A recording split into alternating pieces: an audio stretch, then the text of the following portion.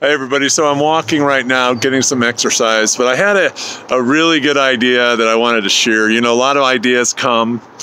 As I have spoken many times, you know, I was brought up actually not really devout, but I was born a Roman Catholic, and then I wanted to know who God was and came to understand who God was. Actually, when I was about 19, I had a spiritual experience that allowed me to understand that He lives and He loves me, and His Spirit edified me to know that I was, if you will, born again of that experience with God, knowing that He loves me and He told me who He was, and it was a great experience. And obviously after that point, I went to BYU, and going to BYU, I waited about 3 years and learned about Mormonism.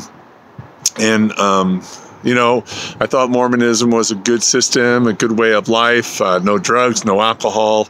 You know, I didn't have to worry about a lot of things. It was safe, and I wanted to bring my kids up in that type of moral environment. But after about in it for 25 years, I started, you know, realizing and investing history and of the LDS faith, Joseph Smith more, the concept of the nature of God.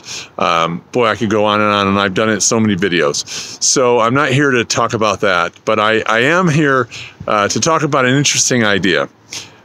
Being Orthodox and studying Orthodoxy, the ancient church, you know, 2,000 years of the treasure chest of information, of historical perspective, of factual information, of the apostolic fathers, proof of that there was an apostolic succession from the apostles that ordained the overseers, you know, the bishops, and you know, you have that with Clement, you have that with Ignatius, you have that with Polycarp, you know, from Peter and John ordaining him by the laying on of hands, and this continuation of the overseers to this church that I have shared about, the one holy Catholic Apostolic Church. And obviously there was a schism in 1054 from the Church of Rome to the other four Eastern churches. Now, learning so much about Orthodoxy and teaching about it, you know, I just wanted to share this idea.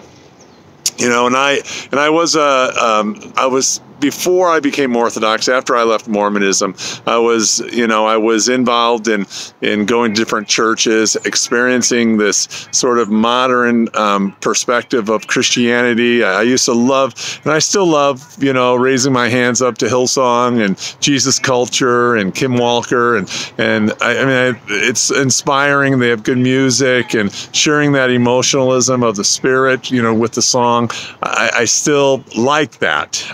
But I've got to tell you, since I have been now Orthodox for over a year, studying it for 2 years, I could tell you this. It reminds me of now people who are cooks, right? Who are interested in wanting to provide a great meal and knowing that this meal is consistent. What do they usually look for in the beginning to get a great meal? You know, 5-course meal. They literally, from the very beginning, they followed the recipe, right? With all the ingredients, with all the correct measurements, and making sure that this meal was going to be perfect and tasty and delicious, right?